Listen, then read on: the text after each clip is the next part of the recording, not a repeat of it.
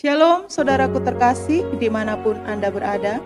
Sesaat lagi kita akan mengikuti renungan firman Tuhan dalam program Rema oleh Pastor Andreas Agung, Gembala KBC Bekasi.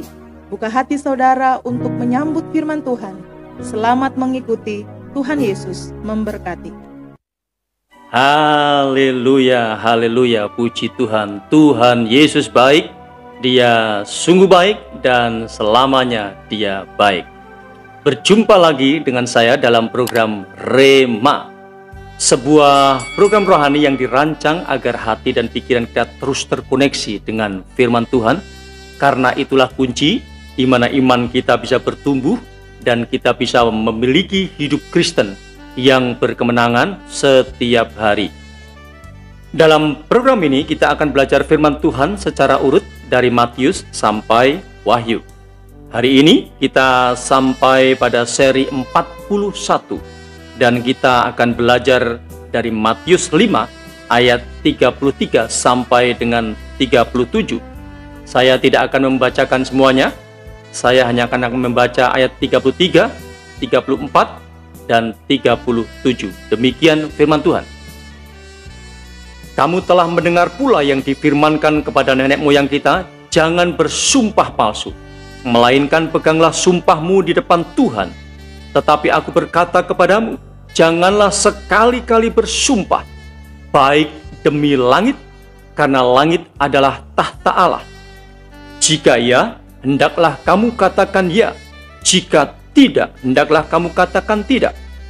Apa yang lebih daripada itu berasal dari si jahat. Haleluya. Sumpah versus integritas. Itulah tema Rema seri 41 hari ini. Dari kelima ayat ini, saya membaginya dalam 3 bagian. Pertama, kedegilan orang Yahudi, itu di ayat 33. Dalam konteks ini, kedegilan orang-orang Yahudi digambarkan dengan kegemarannya mengangkat sumpah. Bangsa ini gemar mengucapkan sumpah palsu hanya untuk mencari pembenaran atas kelakuannya yang bobrok. Pokok pikiran dalam ayat 33 ini bukan pada Musa memperbolehkan mengucapkan sumpah, tetapi pada sampai kapan bangsa ini berlindung atas nama sumpah untuk menutupi rendahnya kejujuran dan bobroknya moral mereka. Kedua, teguran keras Yesus ayat 34 sampai dengan 36. Sama seperti Musa yang saat itu pada perjanjian lama menghadapi bangsa Yahudi yang tegar tengkuk, Yesus pun sedang berhadapan dengan orang Yahudi yang keras kepala dan tegar tengkuk. Orang Yahudi sangat piawai dalam meyakinkan orang lain dengan sumpahnya. Kebiasaan mereka adalah memakai simbol-simbol keramat sampai melibatkan pemakaian nama Tuhan untuk mengokohkan sumpahnya. Itulah sebabnya Yesus menegur dengan keras orang-orang Yahudi yang gampang mengangkat sumpah hanya untuk menutupi bobroknya moral dan gagalnya hidup dalam kejujuran, sehingga mereka berani melanggar kekudusan nama Tuhan. Ketiga, kualitas hidup ditentukan oleh integritas, bukan sumpah. Ayat 37. Setelah memberi teguran keras, Yesus menunjukkan jalan untuk masuk ke dalam sebuah kehidupan yang berkualitas dan berkenan di hadapan Bapa. Dan jalan itu adalah integritas. Ayat 37 jelas mengatakan, jika ya, hendaklah kamu katakan ya, jika tidak, hendaklah kamu katakan tidak.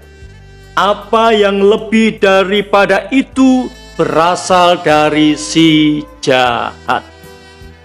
Integritas adalah satu satunya kata dan perbuatan. Tidak ada yang ditutup-tutupi, karena semuanya clear dan terlihat dengan jelas di hadapan manusia dan di hadapan Tuhan. Saudaraku, marilah kita menapaki hidup berkualitas dengan jalan hidup dalam integritas seperti yang diajarkan Yesus. Jika ya, hendaklah kamu katakan ya. Jika tidak, hendaklah kamu katakan tidak. Lebih daripada itu berasal dari si jahat. Puji Tuhan, Tuhan Yesus memberkati kita semuanya. Saya akan berdoa. Tuhan Yesus, terima kasih buat firman-Mu yang menegur kami, supaya kami hidup bukan dengan mengumbar sumpah, tetapi kami hidup di dalam integritas seperti yang Tuhan ajarkan, agar hidup kami berkenan di hadapan Bapa. Terima kasih buat firman-Mu. Kesempatan yang indah ini aku berdoa bagi saudaraku dimanapun berada, yang sakit mari Tuhan lawat, jamah dan sembuhkan, yang susah Tuhan hiburkan, yang lemah Tuhan kuatkan, yang ada dalam pergumulan Tuhan berikan kemenangan. Dalam nama Yesus aku berdoa, haleluya, amin. Saudaraku, sampai berjumpa di seri-seri berikutnya. Tetap semangat, Tuhan Yesus baik, haleluya, amin. Kita telah mengikuti penyampaian firman Tuhan dalam program Rema.